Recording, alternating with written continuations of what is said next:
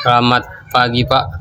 Selamat pagi. Iya, berdasarkan tugas praktik 5 kemarin yang telah saya kerjakan bersama Bapak, kebetulan Bapak juga supervisor 2 saya. Nah, di sini kan Bapak sudah menuliskan uraian sekilas tentang pengalaman Bapak ketika mengajar. Ada beberapa pertanyaan yang ingin saya ajukan kepada Bapak. Apakah Bapak bersedia untuk menjawab? Ya, silahkan. Pertanyaan pertama, bagaimana mengelola waktu dengan baik saat mengajar pada materi yang cukup panjang? Oke. Bapak coba jawab dengan pengalaman Bapak dan sepengetahuan Bapak sewaktu Bapak mengajar. Bagaimana mengelola waktu dengan baik saat mengajar pada materi kita yang sangat panjang?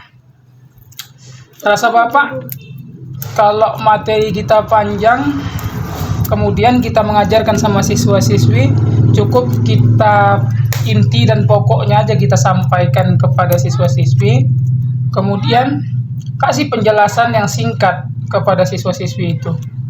Materi cukup panjang pun kalau untuk si anak itu bakalan membuat anak itu bosan. Jadi kita sebagai guru pandai-pandailah untuk membuat materi panjang itu semenarik mungkin dan sesingkat mungkin dengan menyampaikan inti dan pokoknya aja. Setahu Bapak kemungkinan itu aja yang bisa Bapak sampaikan. Oh, jadi di sini Pak perlu juga metode dan media yang menarik juga ya Pak ya?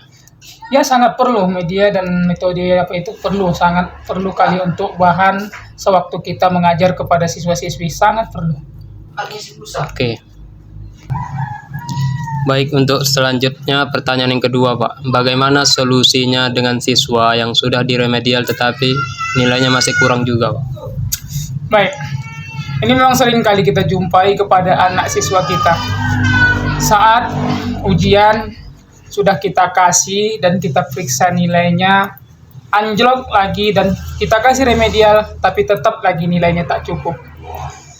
Jadi solusi Bapak rasa kalau anak dijumpai seperti ini, coba kembali kasih pendekatan tentang materi soal kita, atau bisa kita kasih kisi-kisi.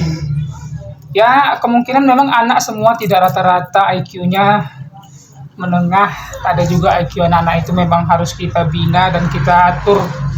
Kemungkinan kalau memang bagus kasih kisi-kisi soal yang kita kasih kepada anak-anak itu, biar kembali lagi dia belajar dan dibacanya dan menjawab kembali soal-soal yang ujian yang dia diremedialkan.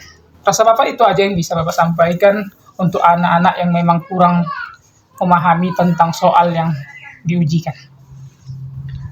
Nah, jadi Pak, kalau misalkan ada nih anak yang bandal, tapi ketika ujian dia mampu gitu Pak, dia nilainya tinggi, nggak remedial, itu gimana Pak? Ya, memang kita jumpai terkadang ada anak yang saat kita materi pelajaran kita kasih, si anak itu mampu dan dia aktif, dan sementara ada lagi si anak memang dia saat kita menerangkan atau menyampaikan materi, si anak itu ribut jalan sana jalan sini, tetapi saat ujian dia bisa menjawab soal itu. Kemungkinan pun ada juga tentang si anak yang bandel itu, mungkin karena soalnya ABC, mungkin tebak-tebak nasib dia, ataupun memang si anak itu memang saat mau ujian dia membaca materi yang kita sampaikan, membaca sewaktu malam hari. Sementara anak yang memang kita kenal dia bisa ataupun pintar saat materi kita sampaikan, tetapi saat ujian nilainya kurang dan bahkan lebih tinggi lagi nilai anak yang bandel itu. Ya, rasa Bapak si anak itu memang bisa menjawab soal dan rasa Bapak memang dia pintar dengan soal yang dikasih, ataupun bisa juga si anak itu memang dia saat materi aja dia memang ribut, tapi saat ujian dia fokus. Mungkin itu aja. Oke, baik Pak, ini pertanyaan yang terakhir Pak, mengapa jika materi itu kita sampaikan dengan cara bernyanyi itu lebih cepat ditangkap siswa daripada kita ceramah, dan apakah penyampaian materi dengan bernyanyi atau hal lain tidak memakan waktu yang cukup lama Pak? Baik,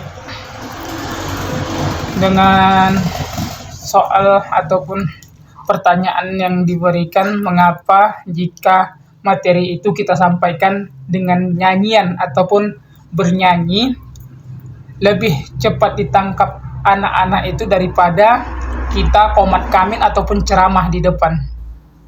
Memang banyak guru dalam menyampaikan materi bermacam-macam. Ada kadang guru itu saat materinya perkalian, dia menampilkan suatu rekaman biar si anak itu lebih menarik mendengarkannya. Ada lagi guru yang saat materi disampaikan, guru itu menampilkan sebuah gambar.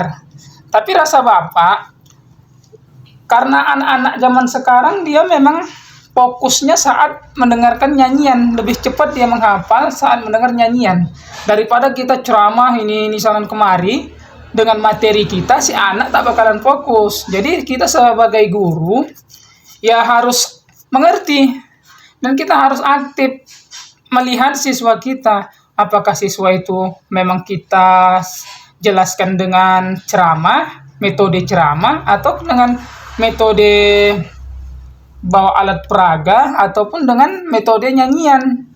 Ya rasa Bapak, kalau si anak itu lebih cepat menangkap dengan cara kita menyampaikan bernyanyi, ya nggak salah sih, bagus. Dengan seperti itu kita mempermudah si anak itu dalam memahami materi itu. Baik, terima kasih Pak atas jawaban yang sudah Bapak paparkan dan waktunya yang telah Bapak luangkan kepada saya. Mudah-mudahan untuk praktek pembelajaran selanjutnya, apa yang telah Bapak sampaikan dapat saya maksimalkan untuk praktek selanjutnya. Terima kasih Pak. Assalamualaikum warahmatullahi wabarakatuh. Waalaikumsalam warahmatullahi wabarakatuh.